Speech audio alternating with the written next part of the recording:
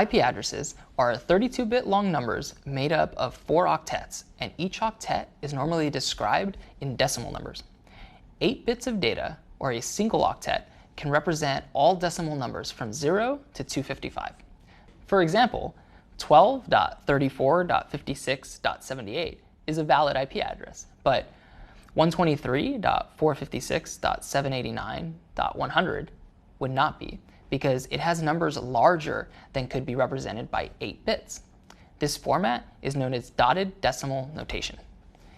We'll deep dive into how some of this works in an upcoming lesson about subnetting.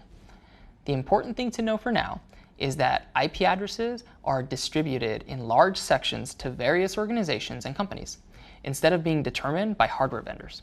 This means that IP addresses are more hierarchical and easier to store data about than physical addresses are. Think of IBM, which owns every single IP that has the number 9 as the first octet. At a very high level, this means that if an internet router needs to figure out where to send a data packet intended for the IP address 9.0.0.1, that router only has to know to get it to one of IBM's routers. That router can handle the rest of the delivery process from there.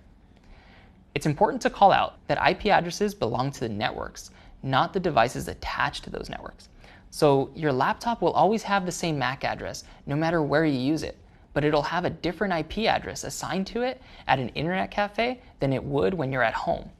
The LAN at the internet cafe or the LAN at your house would each be individually responsible for handing out an IP address to your laptop if you power it on there. On a day-to-day basis, getting an IP address is usually a pretty invisible process. You'll learn more about some of the technologies at play in a later lesson. For now, remember that on many modern networks, you can connect a new device and an IP address will be assigned to it automatically through a technology known as Dynamic Host Configuration Protocol.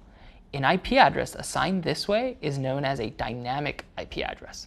The opposite of this is known as a static IP address, which must be configured on a node manually. In most cases, static IP addresses are reserved for servers and network devices, while dynamic IP addresses are reserved for clients. But there are certainly situations where this might not be true.